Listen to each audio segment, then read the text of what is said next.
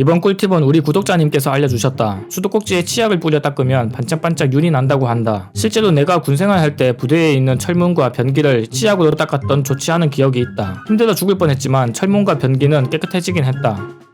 커피, 카레, 김치국물 같은 색감이 강한 음식들은 염색력도 아닌 것이 순간 방심하면 식탁이나 조리대를 물들여버린다.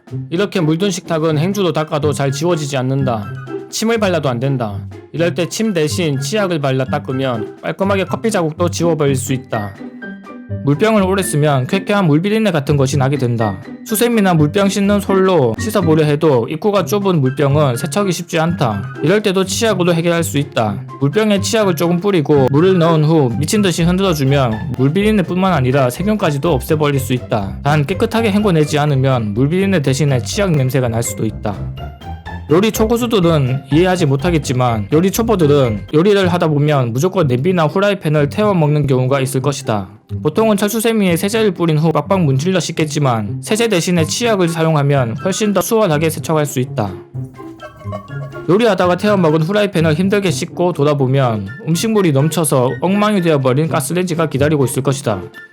하지만 우리에게는 치약이 있기 때문에 너무 좌절할 필요가 없다. 가스레인지 주변에 치약을 군데군데 뿌리고 문질러주면 금방 요리하기 전처럼 깨끗해질 것이다.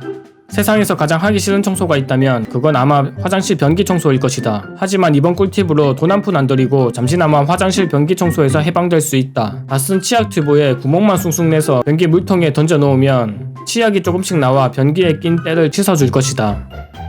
운전하다 보면 사이드미러에 각종 먼지, 벌레들이 들러붙어 더러워지는 경우가 많이 있을 것이다. 이럴 때 유리 닦는 세정제를 따로 살 필요 없이 가방에 있는 치약으로 사이드미러를 닦아주면 차선 변경이 한결 수월해질 것이다. 집에서 사용하는 가전제품에는 전부 전선이 달려있을 것이다. 물론 신경 안 쓰는 사람도 많이 있겠지만 깔끔한 것을 좋아하는 사람들은 흰색 전선이 회색으로 변해 있는 것을 보면 괜히 짜증이 난다. 이럴 때 스트레스 받지 말고 치약을 이용해서 깨끗하게 닦아보자. 기분이 한결 상쾌해질 것이다. 신경 안 쓰는 사람도 많이 있겠지만 외출 준비를 하는데 오늘 신으려 했던 신발이 때가 꼬질꼬질하게 껴있으면 짜증이 폭발하는 사람들이 많이 있을 것이다. 이럴 때도 너무 스트레스 받을 필요가 없다. 치약을 발라서 한번 쓱싹 문질러주면 세탁소에 맡겼다가 방금 찾은 신발처럼 깨끗해 보일 것이다.